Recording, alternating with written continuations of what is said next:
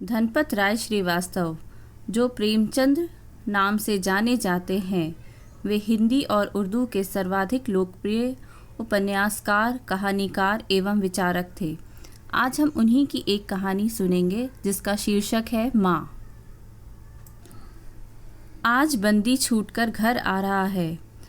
करुणा ने एक दिन पहले ही घर लीप पोत रखा था। इन 3 वर्षों में उसने कठिन तपस्या करके जो 10-5 रुपए जमा कर रखे थे, वह सब पति के सत्कार और स्वागत की तैयारियों में खर्च कर दिए।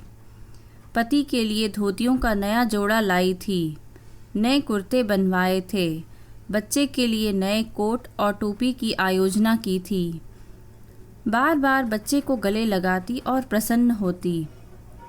अगर इस बच्चे ने सूर्य की भांति उदय होकर उसके अंधेरे जीवन को प्रदीप्त न कर दिया होता, तो कदाचित ठोकरों ने उसके जीवन का अंत कर दिया होता।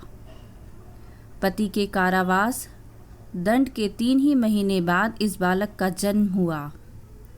उसी का मुंह देख देखकर करुणा ने यह 3 साल काट दिए थे। वह सोचती, जब मैं बालक को उनके सामने ले जाऊंगी तो वह कितने प्रसन्न होंगे। उसे देखकर पहले तो चकित हो जाएंगे, फिर गोद में उठा लेंगे और कहेंगे, करुणा, तुमने यह रत्न देकर मुझे निहाल कर दिया। कैद के सारे कष्ट बालक की तोतली बातों में भूल जाएंगे। उनकी एक सरल, पवित्र, मोहक दृष्टि हृदय की सारी व्यथाओं को धो डालेगी। इस कल्पना का आनंद लेकर वह फूली न समाती थी। वह सोच रही थी, आदित्य के साथ बहुत से आदमी होंगे। जिस समय वह द्वार पर पहुंचेंगे, जय जयकार की ध्वनि से आकाश गूंज उठेगा। वह कितना स्वर्गीय दृश्य होगा। उन आदमियों के बैठने के लिए करुणा ने एक फटा सा टाट बिछा दिया था, कुछ पान बना दिए थे और बार बार आशामय नेत्रों से द्वार की ओर ताकती थी।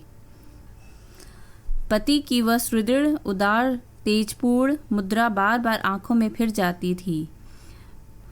उनकी वे बातें बार बार याद आती थीं, जो चलते समय उनके मुख से निकलती थी। उनका वह धैर्य, वह आत्मबल, जो पुलिस के प्रहारों के सामने भी अटल रहा था। वह मुस्कुराहट, जो उस समय भी उनके अधरों पर खेल रही थी। वह आत्माभिमान, जो उस समय भी उनके मुख से टपक रहा था। क्या करुणा के हृदय से कभी विस्मृत हो सकेगा? उसका स्मरण आते ही करुणा के निस्तेज मुख पर आत्मगौरव की लालिमा छा गई। यही वह अवलंब था जिसने इन 3 वर्षों की घोर यातनाओं में भी उसके हृदय को आश्वासन दिया था। कितनी ही रातें फाकों से गुजरी। बहुधा घर में दीपक जलने की नौबत भी न आती थी, पर दीनता के आंसू कभी उसकी आंखों से न गिरे। आज उन सारी विपत्तियों का अंत हो जाएगा। पति के प्रगाढ़ आलिंगन में वह सब कुछ हंसकर झेल लेगी। वह अनंत निधि पाकर फिर उसे कोई अभिलाषा न रहेगी। गगनपथ का चिरगामी लपका हुआ विश्राम की ओर चला जाता था, जहाँ संध्या ने सुनहरा फर्श सजाया था और उज्जवल पुष्पों की सेज बिछा रखी थी। उसी समय करुणा को एक आदमी लाठी टेकता आता दिखाई दिया, मानो किसी जीर्ण मनुष्य की वेदना ध्वनि हो। पग पग पर रुककर खांसने लगता था। उसका सिर झुका हुआ था। करुणा उसका चेहरा देख न सकती थी, लेकिन चाल ढाल से कोई बूढ़ा आदमी मालूम होता था। पर एक क्षण में जब वह समीप आ गया तो करुणा पहचान गई। वह उसका प्यारा पति ही था, किंतु शोक, उसकी सूरत कितनी बदल गई थी। वह जवानी, वह तेज, वह चपलता, वह सुगठन सब प्रस्थान कर चुका था। केवल हड्डियों का एक ढांचा रह गया था। न कोई संगी, न साथी, न यार, न दोस्त। करुणा उसे पहचानते ही बाहर निकल आई, पर आलिंगन की कामना हृदय में दबकर रह गई। सारे मंसूबे धूल में मिल गए। सारा मनोल्लास आंसुओं के प्रवाह में बह गया, विलीन हो गया। आदित्य ने घर में कदम रखते ही मुस्कुराकर करुणा को देखा, पर उस मुस्कान में वेदना का एक संसार भरा हुआ था। करुणा ऐसी शिथिल हो गई मानो हृदय का स्पंदन रुक गया हो। वह फटी हुई आंखों से स्वामी की ओर टकटकी बांधे खड़ी थी, मानो उसे अपनी आंखों पर अब भी विश्वास न आता हो। स्वागत या दुख का एक शब्द भी उसके मुख से न निकला था। बालक भी गोद में बैठा हुआ सहमी आंखों से इस कंकाल को देख रहा था और माता की गोद में चिपटा जाता था। आखिर उसने कातर स्वर में कहा, तुम्हारी यह क्या दशा है, बिल्कुल पहचाने नहीं जाते। आदित्य ने उसकी चिंता को शांत करने के लिए मुस्कुराने की चेष्टा करके कहा, कुछ नहीं, ज़रा दुबला हो गया हूँ। तुम्हारे हाथों का भोजन पाकर फिर स्वस्थ हो जाऊँगा। करुणा, छी, सूख कर कांटा हो गए हो। क्या वहाँ भरपेट भोजन नहीं मिलता? तुम कहते थे राजनीतिक आदमियों के साथ बड़ा अच्छा व्यवहार किया जाता है, और वह तुम्हारे साथी क्या हो गए जो तुम्हें आठों पहर घेरे रहते थे और तुम्हारे पसीने की जगह खून बहाने को तैयार रहते थे। आदित्य की त्योरियों पर बल पड़ गए। बोले, यह बड़ा ही कटु अनुभव है करुणा। मुझे ना मालूम था कि मेरे कैद होते ही लोग मेरी ओर से यूं आंख फेर लेंगे, कोई बात भी न पूछेगा। राष्ट्र के नाम पर मिटने वालों का यही पुरस्कार है। मुझे ना मालूम था। जनता अपने सेवकों को बहुत जल्दी भूल जाती है, यह तो मैं जानता था, लेकिन अपने सहयोगी और सहायक इतने बेवफा होते हैं, इसका मुझे यह पहला अनुभव ही हुआ। लेकिन मुझे किसी से शिकायत नहीं। सेवा स्वयं अपना पुरस्कार है। मेरी भूल थी कि मैं इसके लिए यश और नाम चाहता था। करुणा, तो क्या वहाँ भोजन भी ना मिलता था? आदित्य, यह न पूछो करुणा, बड़ी करुण कथा है। बस यही गनीमत समझो कि जीता लौट आया।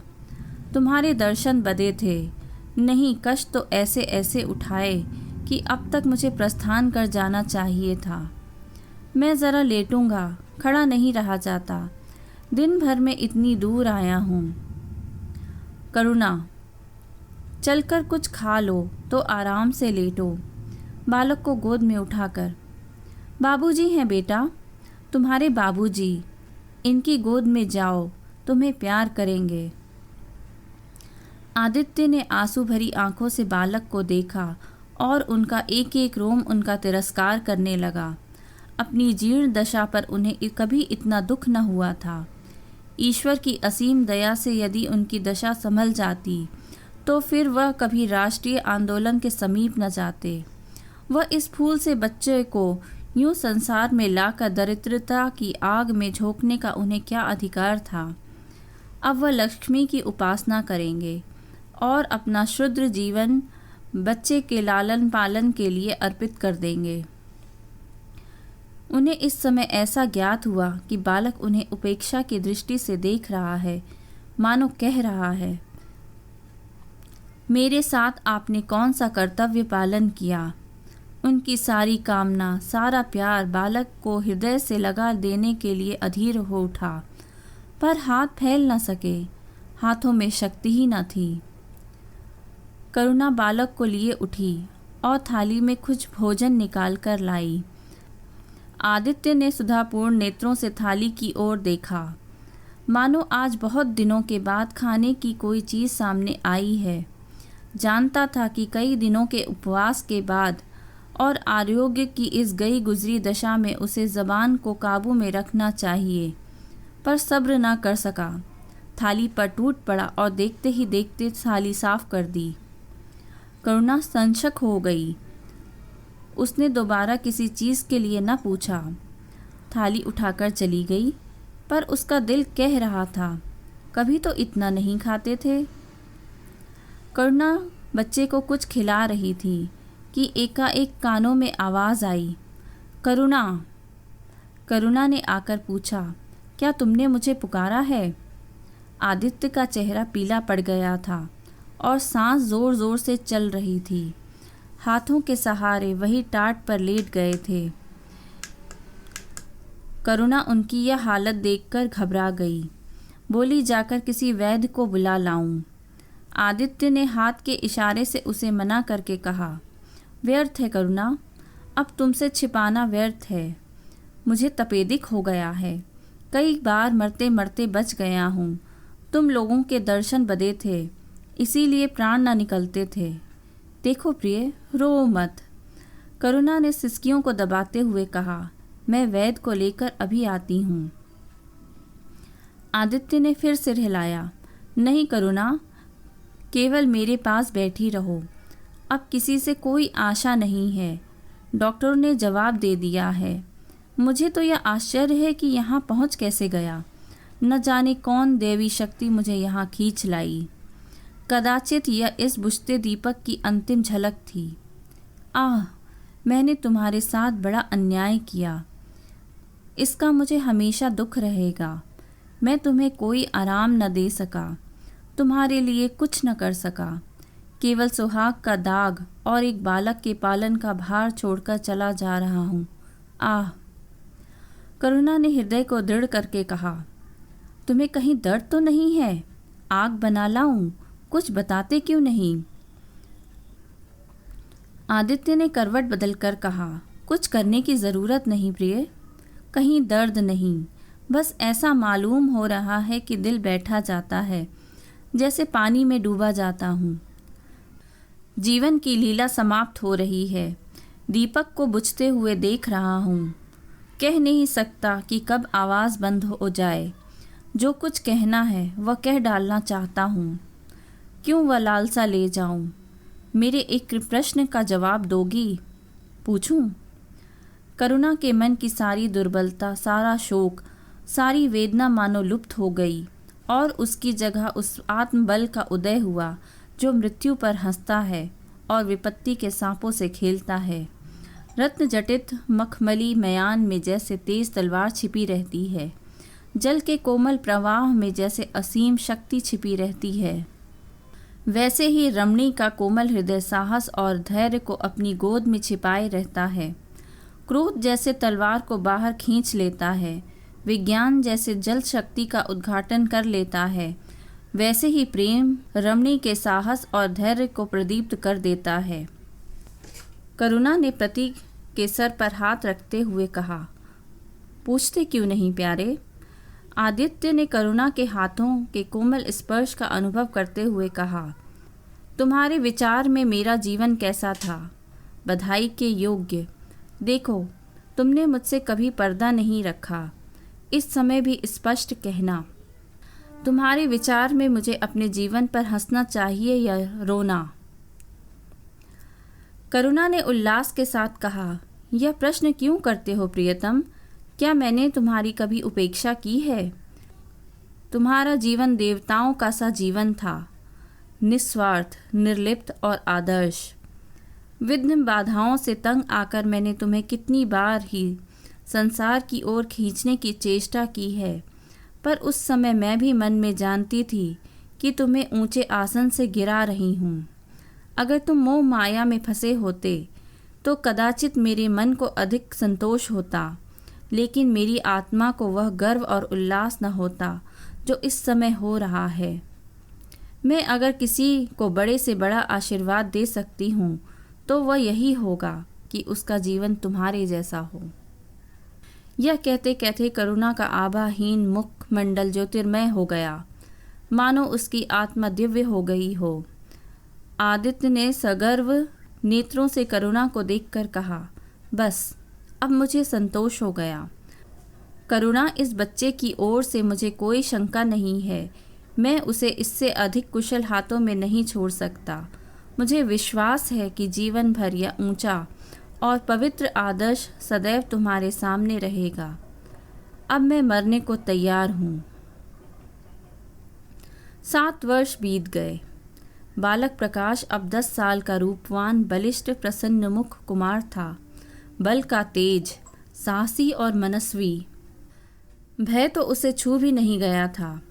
करुणा का संतृप्त हृदय उसे देखकर शीतल हो जाता। संसार करुणा को अभागिनी और दीन समझे। वह कभी भाग्य का रोना नहीं रोती। उसने उन आभूषणों को बेच डाला जो पति के जीवन में उसे प्राणों से प्रिय थे, और उस धन से कुछ गायें और भैंसें मोल ले लीं। वह कृषक की बेटी थी और गौपालन उसके लिए कोई नया व्यवसाय न था। इसी को उसने अपनी जीविका का साधन बनाया। विशुद्ध दूध कहाँ मयस्सर होता है, सब दूध हाथों हाथ बिक जाता। करुणा को पहर रात से पहर रात तक काम में लगे रहना पड़ता, पर वह प्रसन्न थी। उसके मुख पर निराशा या दीनता की छाया नहीं, संकल्प और साहस का तेज है। उसके एक एक अंग से आत्मगौरव की ज्योति सी निकल रही है। आँखों में एक दिव्य प्रकाश है, गंभीर, अथाह और असीम। सारी वेदनाएं, वैधव्य का शोक और विधि का निर्मम प्रहार, सब उस प्रकाश की गहराई में विलीन हो गया है। प्रकाश पर वह जान देती है। उसका आनंद, उसकी अभिलाषा, उसका संसार, उसका स्वर्ग सब प्रकाश पर न्यौछावर है। पर वह मजाल नहीं कि प्रकाश कोई शरारत करे और करुणा आंखें बंद कर ले। नहीं, वह उसके चरित्र की बड़ी कठोरता से देखभाल करती है। वह प्रकाश की माँ नहीं, माँ बाप दोनों है। उसके पुत्र स्नेह में माँ की ममता के साथ पिता की कठोरता भी मिली हुई है। पति के अंतिम शब्द अभी तक उसके कानों में गूंज रहे हैं। वह आत्मोल्लास जो उनके चेहरे पर झलकने लगा था, वह गर्वमय लाली जो उनकी आंखों में छा गई थी, अभी तक उसकी आंखों में फिर रही है। निरंतर पति चिंतन ने आदित्य को उसकी आंखों में प्रत्यक्ष कर दिया है। वह सदैव उनकी उपस्थिति का अनुभव करती है। उसे ऐसा जान पड़ता है कि आदित्य की आत्मा सदैव उसकी रक्षा करती रहती है। उसकी यही हार्दिक अभिलाषा है कि प्रकाश जवान होकर पिता का पथगामी हो। संध्या हो गई थी।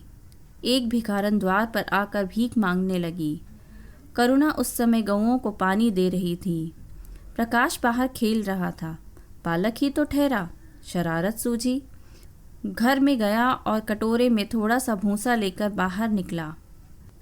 भिखारन ने अपनी झोली फैला दी। प्रकाश ने भूसा उसकी झोली में डाल दिया और जोर जोर से तालियां बजाता हुआ भागा। भिखारिन ने अग्निमय नेत्रों से देखकर कहा, वाह रे लाडले, मुझसे हंसी करने चला है।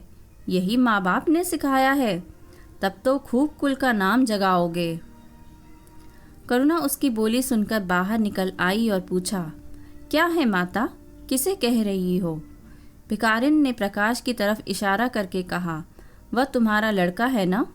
देखो, कटोरे में भूसा भरकर मेरी झोली में डाल गया है। चुटकी भर आटा था, वह भी मिट्टी में मिल गया। कोई इस तरह दुखियों को सताता है? सबके दिन एक से नहीं रहते। आदमी को घमंड न करना चाहिए। करुणा ने कठोर स्वर में पुकारा, प्रकाश। प्रकाश लज्जित न हुआ, अभिमान से सिर उठाए हुए आया और बोला, वह हमारे घर भीख मांगने क्यों आई है? कुछ काम क्यों नहीं करती? करुणा ने उसे समझाने की चेष्टा करके कहा, शर्म नहीं आती? उल्टे और आंख दिखाते हो। प्रकाश, शर्म क्यों आए? वह क्यों रोज़ भीख मांगने आती है? हमारे यहाँ क्या कोई चीज़ मुफ्त आती है? करुणा, तुम्हें कुछ न देना था तो सीधे कह देते जाओ। तुमने यह शरारत क्यों की? प्रकाश, उसकी आदत कैसे छूटती? करुणा ने बिगड़ कर कहा, अब तुम पिटोगे मेरे हाथों। प्रकाश, पीटूंगा क्यों? आप ज़बरदस्ती पीटेंगी। दूसरे मुल्कों में अगर कोई भीख मांगे तो कैद कर लिया जाए, यह नहीं कि उल्टा भिखमंगों को और शह दी जाए। करुणा, जो अपंग है वह कैसे काम करे? प्रकाश, तो जाकर डूब मरे, जिंदा क्यों रहती है? करुणा निरुत्तर हो गई। बुढ़िया को तो उसने आटा दाल देकर विदा किया, किंतु प्रकाश के कुतर्क उसके हृदय में फोड़े के समान टीसता रहा। उसने यह धृष्टता, यह अभिनय कहाँ सीखी? रात को भी उसे बार बार यही ख्याल सताता रहा। आधी रात के समीप एकाएक प्रकाश की नींद टूटी। लालटेन जल रही है और करुणा बैठी रो रही है। उठ बैठा और बोला, अम्मा, तुम अभी सोई नहीं? करुणा ने मुंह फेर कर कहा, नींद नहीं आई। तुम कैसे जग गए? प्यास तो नहीं लगी है? प्रकाश, नहीं अम्मा, न जाने क्यों आँख खुल गई। मुझसे आज बड़ा अपराध हुआ अम्मा। करुणा उसके मुख की ओर स्नेह की नेत्रों से देखा। प्रकाश, मैंने आज बुढ़िया के साथ बड़ी नटखट की, मुझे क्षमा करो, फिर कभी ऐसी शरारत ना करूँगा। यह कहकर वह रोने लगा। करुणा ने स्नेहाद्र होकर उसे गले लगा लिया और उसके कोपलों का चुंबन करके बोली, बेटा, मुझे खुश करने के लिए कह रहे हो या तुम्हारे मन में सचमुच पछतावा हो रहा है? प्रकाश ने सिसकते हुए कहा, नहीं अम्मा, मुझे दिल से अफसोस हो रहा है। अब कि वह बुढ़िया आएगी तो मैं उसे बहुत से पैसे दूंगा। करुणा का हृदय मतवाला हो गया। ऐसा जान पड़ा आदित्य सामने खड़े बच्चे को आशीर्वाद दे रहे हैं और कह रहे हैं, करुणा, शोभ मत कर, प्रकाश अपने माता पिता का नाम रोशन करेगा, तेरी संपूर्ण कामनाएं पूरी हो जाएंगी। लेकिन प्रकाश के कर्म और वचन में मेल न था और दिनों के साथ उसके चरित्र का अंग प्रत्यक्ष होता जाता था। ज़हीन था ही, विश्वविद्यालय से उसे वजीफ़े मिलते थे। करुणा भी उसकी यथेष्ट सहायता करती थी, फिर भी उसका खर्च पूरा न पड़ता था। वह मितव्यया और सरल जीवन पर विद्वता से भरे हुए व्याख्यान दे सकता था, पर उसका रहन सहन फैशन के अंधभक्तों से जौ भर घट कर न था। प्रदर्शन की धुन उसे हमेशा सवार रहती थी। उसके मन और बुद्धि में निरंतर द्वंद्व होता रहता था। मन जाति की ओर था, बुद्धि अपनी ओर। बुद्धि मन को दबाए रहती थी। उसके सामने मन की एक न चलती थी। जाति सेवा ऊसर की खेती है, वहाँ बड़े से बड़ा उपहार जो मिल सकता है वह है गौरव और यश, वह भी स्थायी नहीं, इतना अस्थिर कि एक क्षण में जीवन भर की कमाई पर पानी फिर सकता है। अतएव उसका अंतःकरण अनिवार्य वेग के साथ विलासमय जीवन की ओर झुकता था, यहाँ तक कि धीरे धीरे उसे त्याग और निग्रह से घृणा होने लगी थी। वह दुर्व्यवस्था और दरिद्रता को हे समझता था। उसमें हृदय न था, भाव न थे, केवल मस्तिष्क था। मस्तिष्क में दर्द कहाँ, वहाँ तो तर्क है, मंसूबे हैं। सिंध में बाढ़ आई, हजारों आदमी तबाह हो गए। विद्यालय ने वहाँ एक सेवा समिति भेजी। प्रकाश के मन में द्वंद्व होने लगा, जाऊँ या ना जाऊँ। इतने दिनों अगर वह परीक्षा की तैयारी करे तो प्रथम श्रेणी में पास हो। चलते समय उसने बीमारी का बहाना कर दिया। करुणा ने लिखा, तुम सिंध न गए, इसका मुझे दुख है। तुम बीमार रहते हुए भी वहाँ जा सकते थे। समिति में चिकित्सक भी तो थे। प्रकाश ने पत्र का उत्तर न दिया। उड़ीसा में अकाल पड़ा, प्रजा मक्खियों की तरह मरने लगी। कांग्रेस ने पीड़ितों के लिए एक मिशन तैयार किया। उन्हीं दिनों विश्वविद्यालय ने इतिहास के छात्रों को ऐतिहासिक खोज के लिए लंका भेजने का निश्चय किया। करुणा ने प्रकाश को लिखा, तुम उड़ीसा जाओ, लेकिन प्रकाश लंका जाने को लालायित था। वह कई दिन इसी दुविधा में रहा। अंत को सीलोन ने उड़ीसा पर विजय पाई। करुणा ने प्रकाश को लिखा, तुम उड़ीसा जाओ, किंतु प्रकाश लंका जाने को लालायित था। वह कई दिन इसी दुविधा में रहा। अंत को सीलोन ने उड़ीसा पर विजय पाई। करुणा ने अब की बार उसे कुछ न लिखा, चुपचाप रोती रही। सीलोन से लौटकर प्रकाश छुट्टियों में घर गया। करुणा उससे कुछ खिंची खिंची रही। प्रकाश मन में लज्जित हुआ और संकल्प किया कि अब की बार कोई अवसर आया तो अम्मा को अवश्य प्रसन्न करूँगा। यह निश्चय करके वह विद्यालय लौटा, लेकिन वहाँ आते ही फिर परीक्षा की फिक्र सवार हो गई। यहाँ तक कि परीक्षा के दिन आ गए, मगर इम्तिहान से फुर्सत पाकर भी प्रकाश घर न गया। विद्यालय के एक अध्यापक कश्मीर सैर करने जा रहे थे। प्रकाश उन्हीं के साथ कश्मीर चल खड़ा हुआ। जब परीक्षा फल निकला और प्रकाश प्रथम आया, तब उसे घर की याद आई। उसने तुरंत करुणा को पत्र लिखा और अपने आने की सूचना दी। माता को प्रसन्न करने के लिए उसने 2-4 शब्द जाति सेवा के विषय में भी लिखे। अब मैं आपकी आज्ञा का पालन करने को तैयार हूँ। मैंने शिक्षा संबंधी कार्य करने का निश्चय किया है। इसी विचार से मैंने यह विशिष्ट स्थान प्राप्त किया है। हमारे नेता भी तो विद्यालयों में आचार्यों का ही सम्मान करते हैं। अभी तक इन उपाधियों के मोह से वह मुक्त नहीं हुए हैं। हमारे नेता भी योग्यता, सदुत्साह, लगन का उतना ही सम्मान नहीं करते जितना उपाधियों का। अब मेरी इज्जत करेंगे और जिम्मेदारियों का काम सौंपेंगे जो पहले मांगे भी न मिलता। करुणा की आस फिर बंधी। विद्यालय खुलते ही प्रकाश के नाम रजिस्ट्रार का पत्र पहुंचा। उन्होंने प्रकाश को इंग्लैंड जाकर विद्याभ्यास करने के लिए सरकारी वजीफे की मंजूरी की सूचना दी थी। प्रकाश पत्र हाथ में लिए हर्ष के उन्माद में जाकर माँ से बोला, अम्मा मुझे इंग्लैंड जाकर पढ़ने के लिए सरकारी वजीफ़ा मिल गया। करुणा ने उदासीन भाव से पूछा, तो तुम्हारा क्या इरादा है? प्रकाश, मेरा इरादा? ऐसा अवसर पाकर भला कौन छोड़ता है? करुणा, तुम तो स्वयं सेवकों में भर्ती होने जा रहे थे। प्रकाश, तो आप समझती हैं स्वयं सेवक बन जाना ही जाति सेवा है? मैं इंग्लैंड से आकर भी तो सेवा कार्य कर सकता हूँ। और अम्मा, सच पूछो तो एक मजिस्ट्रेट अपने देश का जितना उपकार कर सकता है उतना 1000 स्वयं सेवक मिलकर भी नहीं कर सकते। मैं तो सिविल सर्विस की परीक्षा में बैठूंगा और मुझे विश्वास है कि सफल हो जाऊंगा। करुणा ने चकित होकर पूछा, तो क्या तुम मजिस्ट्रेट हो जाओगे? प्रकाश, सेवा भाव रखने वाला एक मजिस्ट्रेट कांग्रेस के 1000 सभापतियों से ज़्यादा उपकार कर सकता है। अखबारों में उसकी लंबी लंबी तारीफ़ें न छपेंगी, उसकी व्यक्तियों पर तालियां न बजेंगी, जनता उसके जुलूस की गाड़ी न खींचेगी और न विद्यालय के छात्र उसके अभिनंदन पत्र देंगे। पर सच्ची सेवा मजिस्ट्रेट ही कर सकता है। करुणा ने आपत्ति के भाव से कहा, लेकिन यही मजिस्ट्रेट तो जाति के सेवकों को सजाएं देते हैं, उन पर गोलियां चलाते हैं। प्रकाश, अगर मजिस्ट्रेट के हृदय में परोपकार का भाव है तो वह नरमी से वही काम करता है जो दूसरे गोलियां चलाकर भी नहीं कर सकते।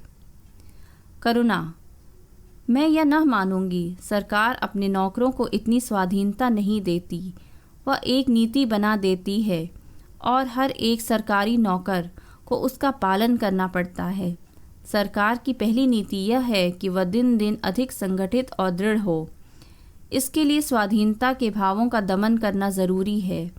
अगर कोई मजिस्ट्रेट इस नीति के विरुद्ध काम करता है तो वह मजिस्ट्रेट न रहेगा। वह हिंदुस्तानी था जिसने तुम्हारे बाबूजी को ज़रा सी बात पर 3 साल की सज़ा दे दी। इसी सज़ा ने उनके प्राण ले लिए। बेटा, मेरी इतनी बात मानो, सरकारी पदों पर ना गिरो। मुझे यह मंजूर है कि तुम मोटा खाकर और मोटा पहनकर देश की कुछ सेवा करो। इसके बदले कि तुम हाकिम बन जाओ और शान से जीवन बिताओ। यह समझ लो कि जिस दिन तुम हाकिम की कुर्सी पर बैठोगे उसी दिन से तुम्हारा दिमाग हाकिमों का सा हो जाएगा। तुम यही चाहोगे कि अफसरों में तुम्हारी नेकनामी और तरक्की हो। एक गंवारू मिसाल लो। लड़की जब तक मैके की क्यारी में रहती है वह अपने को उसी घर की समझती है, लेकिन जिस दिन ससुराल चली जाती है वह अपने घर को दूसरों का घर समझने लगती है। माँ बाप, भाई बहन सब वही रहते हैं, लेकिन वह घर अपना नहीं रहता। यही दुनिया का दस्तूर है। प्रकाश ने खींचकर कहा, तो क्या आप चाहती हैं कि मैं ज़िंदगी भर चारों तरफ ठोकरें खाता फिरूं? करुणा कठोर नेत्रों से देखकर बोली, अगर ठोकर खाकर आत्मा स्वाधीन रह सकती है तो मैं कहूँगी ठोकर खाना अच्छा है। प्रकाश ने निश्चयात्मक भाव से पूछा, तो आपकी यही इच्छा है? करुणा ने उसी स्वर में उत्तर दिया, हाँ, मेरी यही इच्छा है। प्रकाश ने कुछ जवाब न दिया, उठकर बाहर चला गया। उठकर बाहर चला गया और तुरंत रजिस्ट्रार को इनकारी पत्र लिख भेजा। मगर उसी क्षण से मानो उसके सर पर विपत्ति ने आसन जमा लिया। विरक्त और विमन अपने कमरे में पड़ा रहता, न कहीं घूमने जाता, न किसी से मिलता, मुंह लटकाए भीतर आता और फिर बाहर चला जाता। यहाँ तक महीना गुजर गया। न चेहरे पे वह लाली रही, न ओज।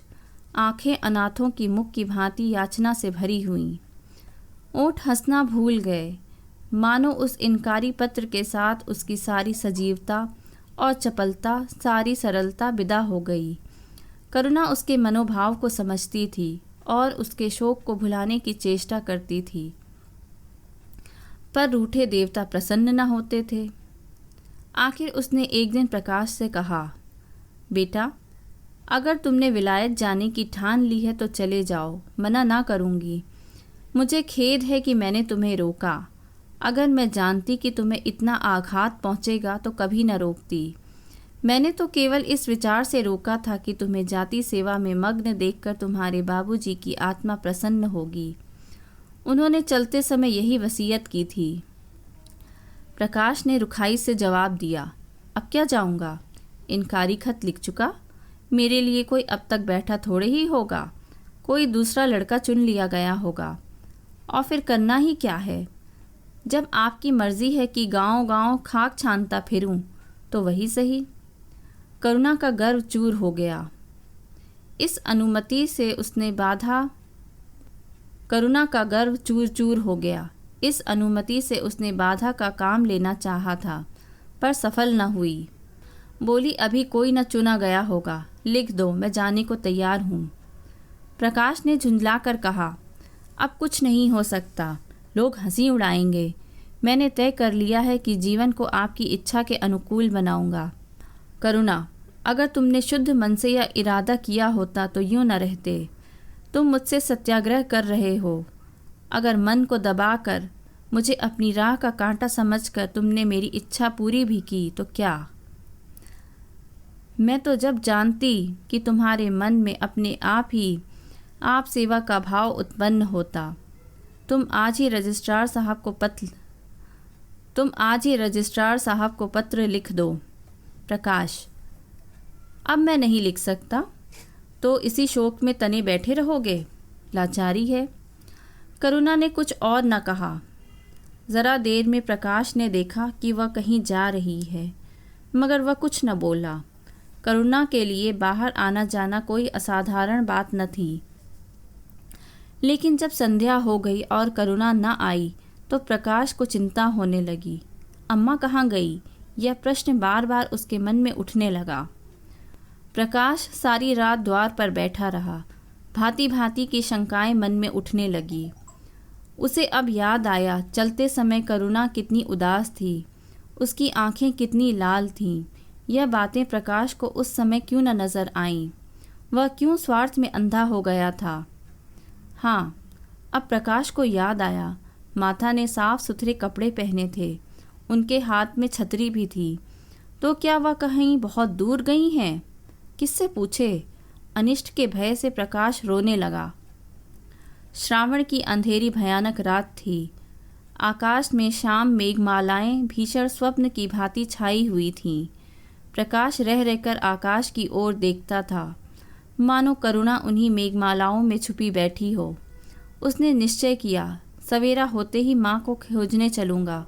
और अगर किसी ने द्वार खटखटाया, प्रकाश ने दौड़कर दरवाज़ा खोला तो देखा करुणा खड़ी है। उसका मुखमंडल इतना खोया हुआ, इतना करुण था, जैसे आज ही उसका सुहाग उठ गया है, जैसे संसार में अब उसके लिए कुछ नहीं रहा, जैसे वह नदी के किनारे खड़ी अपनी लदी हुई नाव को डूबते हुए देख रही है और कुछ नहीं कर सकती। प्रकाश ने अधीर होकर पूछा, अम्मा कहाँ चली गई थी? बहुत देर लगाई?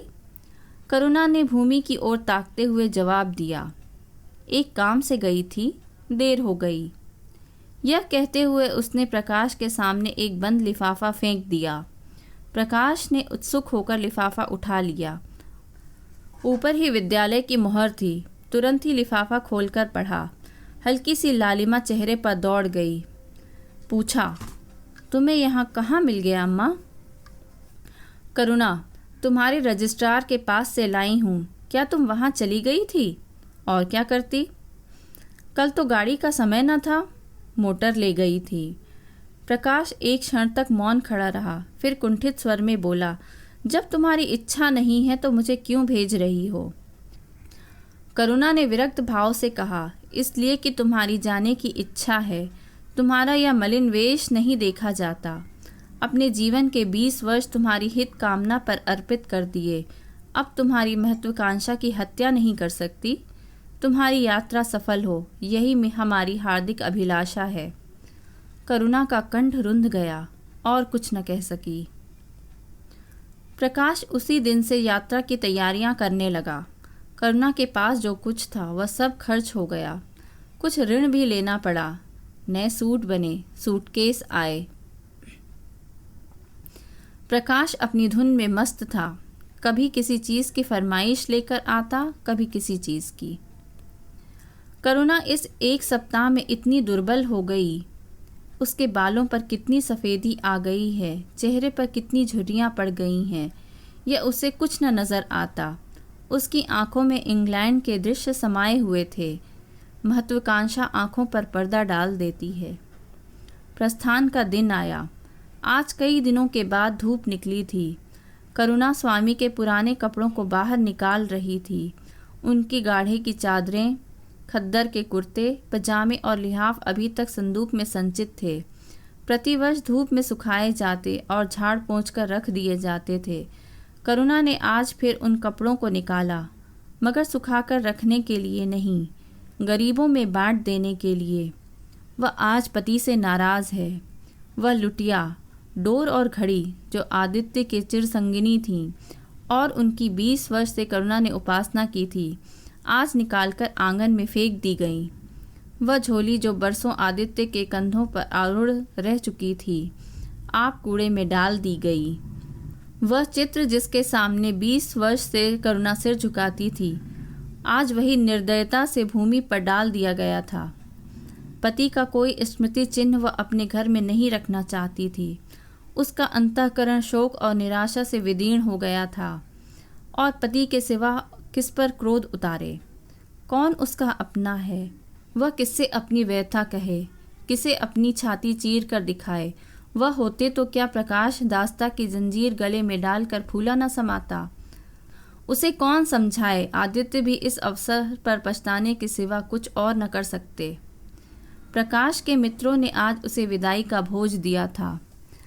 वहाँ से वह संध्या के समय कई मित्रों के साथ मोटर पर लौटा। सफ़र का सामान मोटर में रख दिया गया। तब वह अंदर आकर माँ से बोला, अम्मा जाता हूँ, बम्बई पहुँचकर पत्र लिखूँगा। तुम्हें मेरी कसम, रोना मत और मेरे खतों का जवाब बराबर देना। जैसे किसी लाश को बाहर निकालते समय संबंधियों का धैर्य छूट जाता है, रुके हुए आंसू निकल पड़ते हैं और शोक की तरंगें उठने लगती हैं, वही दशा करुणा की हुई। कलेजे में एक हाहाकार हुआ जिसने उसकी दुर्बल आत्मा के एक एक अणु को कपा दिया। मालूम हुआ पाँव पानी में फिसल गया है और वह लहरों में बही जा रही है। उसके मुख से शोक या आशीर्वाद का एक शब्द भी न निकला। प्रकाश ने उसके चरण छुए, अश्रु जल से माता के चरणों को पखारा, फिर बाहर चला। करुणा पाषाण मूर्ति की भांति खड़ी थी। सहसा ग्वाले ने आकर कहा, बहूजी, भैया चले गए, बहुत रोते थे। तब करुणा की समाधि टूटी। देखा सामने कोई नहीं है। घर में मृत्यु का सा सन्नाटा छाया हुआ है और मानो हृदय की गति बंद हो गई है। सहसा करुणा की दृष्टि ऊपर उठ गई। उसने देखा कि आदित्य अपनी गोद में प्रकाश का निर्जीव देह लिए खड़े हो रहे हैं। करुणा पछाड़ खाकर गिर पड़ी। करुणा जीवित थी, पर संसार से उसका कोई नाता न था। उसका छोटा सा संसार, जिसे उसने अपनी कल्पनाओं को के हृदय में रचा था, स्वप्न की भांति अनंत में विलीन हो गया। जिस प्रकाश को सामने देखकर वह जीवन की अंधेरी रात में भी हृदय की आशाओं की संपत्ति लिए जी रही थी, वह बुझ गया और संपत्ति लुट गई। अब न कोई आशय था और न उसकी ज़रूरत। जिन गौओं को वह दोनों वक्त अपने हाथों से दाना चारा देती और सहलाती थी, वे अब खूंटे पर बंधी निराश नेत्रों से द्वार की ओर ताकती रहती थीं। बछड़ों को गले लगाकर पुचकारने वाला अब कोई न था, जिसके लिए दूध दुहे, मट्ठा निकाले। खाने वाला कौन था? करुणा ने अपने छोटे से संसार को अपने ही अंदर समेट लिया था। किंतु एक ही सप्ताह में करुणा के जीवन ने फिर रंग बदला। उसका छोटा संसार फैलते फैलते विश्वव्यापी हो गया। जिस लंगर ने नौका को तट से एक केंद्र पर बांध रखा था वह उखड़ गया। अब नौका सागर के अशेष विस्तार में भ्रमण करेगी, चाहे वह उद्दम तरंगों के वृक्ष में ही क्यों न विलीन हो जाए। करुणा द्वार पर आ बैठती और मोहल्ले भर के लड़कों को जमा करके दूध पिलाती। दोपहर तक मक्खन निकालती और वह मक्खन मोहल्ले के लड़के खाते। फिर भांति भांति के पकवान बनाती और कुत्तों को खिलाती। अब यही उसका नित्य का नियम हो गया। चिड़िया, कुत्ते, बिल्लियाँ, चींटे चींटियाँ सब उसके अपने हो गए। प्रेम का वह द्वार अब किसी के लिए बंद न था। एक दिन प्रकाश का पत्र आया। करुणा ने उसे उठाकर फेंक दिया। थोड़ी देर के बाद उसे उठाकर फाड़ डाला और चिड़ियों को दाना चुगाने लगी। मगर जब निशा योगिनी ने अपनी धूनी जलाई और वेदनाएं उसे वरदान मांगने के लिए विकल होकर चलीं, तो करुणा की मनोवेदना भी सजग हो उठी। प्रकाश का पत्र पढ़ने के लिए उसका मन व्याकुल हो उठा। उसने सोचा, प्रकाश मेरा कौन है? मेरा उससे क्या प्रयोजन?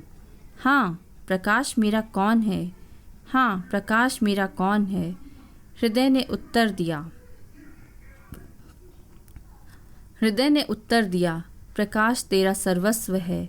वह तेरे उस अमर प्रेम की निशानी है जिससे तू सदैव के लिए वंचित हो गई। वह तेरा प्राण है, तेरे जीवन दीपक का प्रकाश, तेरी वंचित कामनाओं का माधुर्य, तेरे अश्रु जल में विहार करने वाला हंस। करुणा उस पत्र के टुकड़ों को जमा करने लगी, मानो उसके प्राण बिखर गए हों। एक एक टुकड़ा उसने अपने खोए हुए प्रेम का एक पद चिन्ह सा मालूम होता था। जब सारे पुर्जे जमा हो गए तो करुणा दीपक के सामने बैठकर उसे जोड़ने लगी, जैसे कोई वियोगी हृदय प्रेम के टूटे हुए तारों को जोड़ रहा हो। हाय री ममता! वह अभागिन सारी रात उन पुर्जों को जोड़ने में लगी रही। पत्र दोनों ओर लिखा था, इसलिए पुर्जों को ठीक स्थान पर रखना और भी कठिन था। कोई शब्द, कोई वाक्य बीच में गायब हो जाता। उस एक टुकड़े को वह फिर खोजने लगती। सारी रात बीत गई, पर पत्र अभी तक अपूर्ण था। दिन चढ़ आया। मोहल्ले के लौंडे मक्खन और दूध की चाह में एकत्र हो गए। कुत्तों और बिल्लियों का आगमन हुआ। चिड़ियाँ आकर आंगन में फुदकने लगीं। कोई ओखली पर बैठी, कोई तुलसी के चौतरे पर करुणा को सिर उठाने तक की फुर्सत नहीं। दोपहर हुआ। करुणा ने सिर न उठाया। न भूख थी न प्यास। फिर संध्या हो गई, पर वह पत्र अभी तक अधूरा था। पत्र का आशय समझ में आ रहा था। प्रकाश का जहाज कहीं से कहीं जा रहा है। उसके हृदय में कुछ उठा हुआ है। क्या उठा हुआ है, यह करुणा न सोच सकी। करुणा पुत्र की लेखनी से निकले हुए एक एक शब्द को पढ़ना और उसे हृदय पर अंकित कर लेना चाहती थी। इस भांति 3 दिन गुजर गए। संध्या हो गई थी। 3 दिन की जागी आंखें जरा झपक गईं। करुणा ने देखा, एक लंबा चौड़ा कमरा है। उसमें मेज़ें और कुर्सियां लगी हुई हैं। बीच में ऊंचे मंच पर कोई आदमी बैठा हुआ है। करुणा ने ध्यान से देखा, प्रकाश था। एक क्षण में एक कैदी उसके सामने लाया गया। उसके हाथ पांव जंजीर में थे, कमर झुकी हुई। यह आदित्य थे। करुणा की आंख खुल गई, आंसू बहने लगे। उसने पत्र के टुकड़ों को फिर समेट लिया और उसे जलाकर राख कर डाला। राख की एक चुटकी के सिवा वहाँ कुछ न रहा जो उसके हृदय में विदीर्ण किए डालती थी। इसी एक चुटकी राख में उसका गुड़ियों वाला बचपन, उसका संतप्त यौवन और उसका तृष्णामय वैधव्य सब समा गया था। प्रातःकाल में लोगों ने देखा, पक्षी पिंजड़े से उड़ चुका था। आदित्य का चित्र अब भी उसके शून्य हृदय से चिपटा हुआ था। भग्न हृदय पति की स्नेह स्मृति में विश्राम कर रहा था और प्रकाश का जहाज यूरोप चला जा रहा था। अगर आपको कहानी पसंद आई तो हमारे चैनल को लाइक, शेयर और सब्सक्राइब ज़रूर करें और लेटेस्ट अपडेट के लिए बेल आइकन बटन दबाना ना भूलें।